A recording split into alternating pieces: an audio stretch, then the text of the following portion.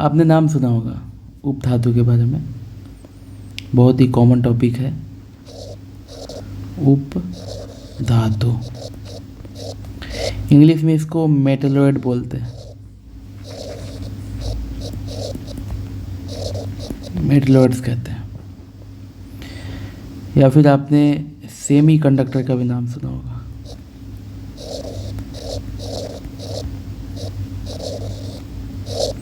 ठीक है, ये सारी चीज़ें एक ही है। उपधातु होता क्या है? उपधातु धातु और अधातु दोनों के गुण के जो बीच का क्वालिटी होता है वो इसमें पाया जाता है।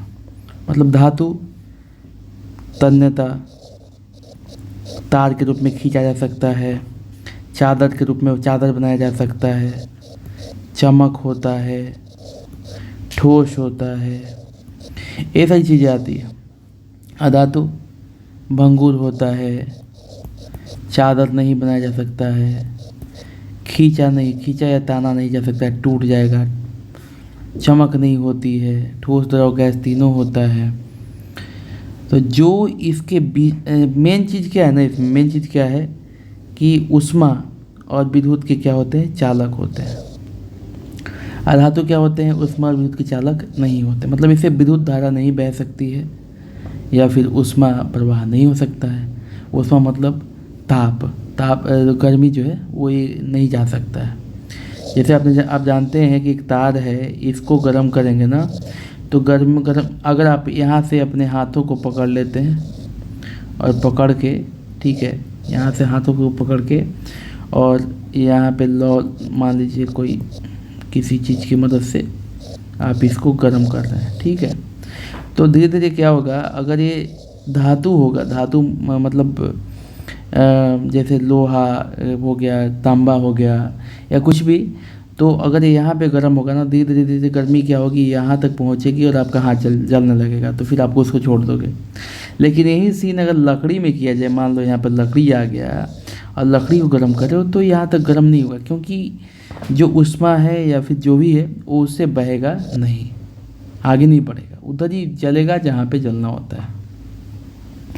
लेकिन अधातु हो गया लकड़ी, अधातु हो गया तार, लेकिन इन दोनों के बीच में जो है, दोनों के बीच में है, ये है उपधातु, और इसमें थोड़ा थोड़ा ऊष्मा को बहाने की भी ताकत है, थोड़ा थोड़ा रोकने की भी ताकत है।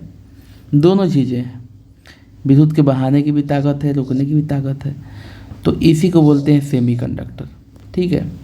तो आज हम लोग इसी के बारे में पढ़ेंगे कि सेमीकंडक्टर कितने हैं, अभी तक ज्ञात कितने हैं, कितने खोजे गए हैं और उनका नाम क्या है, परमाणु संख्या क्या है, ठीक है दोस्तों।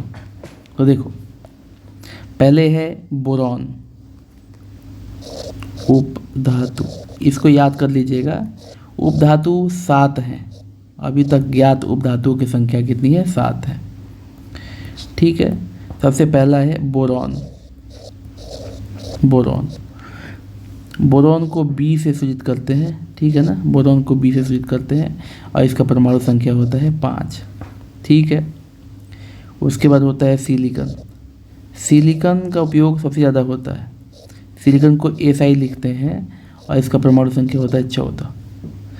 ये सबसे ज़्यादा उपयोग होने वाला है, मतलब इसका प्रयोग ज़्यादा होता है, इसलिए ज़्यादा उपयोग वाला लिखा हूँ मैं। फिर होता है जर्मेनियम।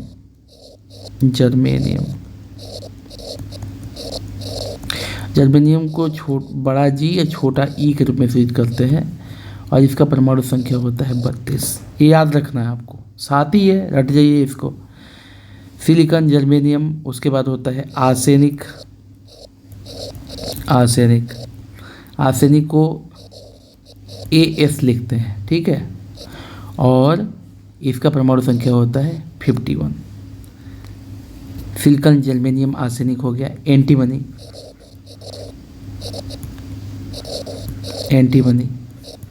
ठीक है। एंटीमनी को SB से सूचित करते हैं। इससे आप कंफ्यूज मत होइएगा कि आर्सेनिक है तो AS लगा दिया, जर्मेनियम है तो JE लगा दिया, सिलिकॉन है तो SI लगा दिया, बोरॉन है तो B लगा दिया। लेकिन एंटीमनी के केस में SV लिखते हैं और इसका परमाणु संख्या होता है 52।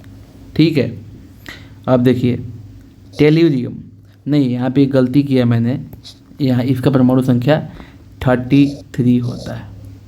ठीक है, और एंटीमनी का परमाणु संख्या होता है 51।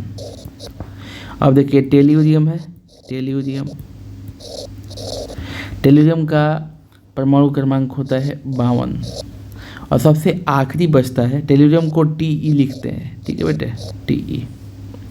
और सबसे आखिरी बचता है पोलोनियम। पोलोनियम को बड़ा P और छोटा O से शुरू करते हैं और इसका परमाणु संख्या है 84।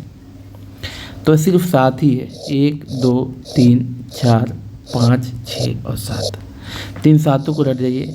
जिसमें सबसे ज़्यादा रूप से यूज होता है सिलिकॉन और जर्मेनियम का। क्या क्या यूज होता है सबसे ज़्यादा रूप से?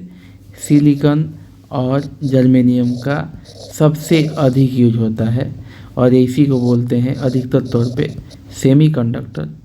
ठीक है, और जिसका प्रयोग ट्रांजिस्टर बनाने में भी होता है, ट्रांजिस्टर बनाने में, चिप बनाने में। मोबाइल की दुनिया में जितना भी IC है ना, इंटीग्रेटेड सर्किट IC बोलते हैं जिसे, ये सब कुछ इसी से ही बनाए जाते हैं। तो इसका भविष्य अभी बहुत उज्जवल दिख रहा है। माननीय प्रधानमंत्री ने भी इसके बारे में जिक्र किया है कि हम फ्यूचर में जो है इसी सेक्टर में, सेमीकंडक्टर के सर्किट सेक्टर में हम लोग काम करेंगे, ऐसा बोला है उसने। तो उपधातु यही है, तो आगे आएंगे किसी और टॉपिक के साथ। धन्यवाद।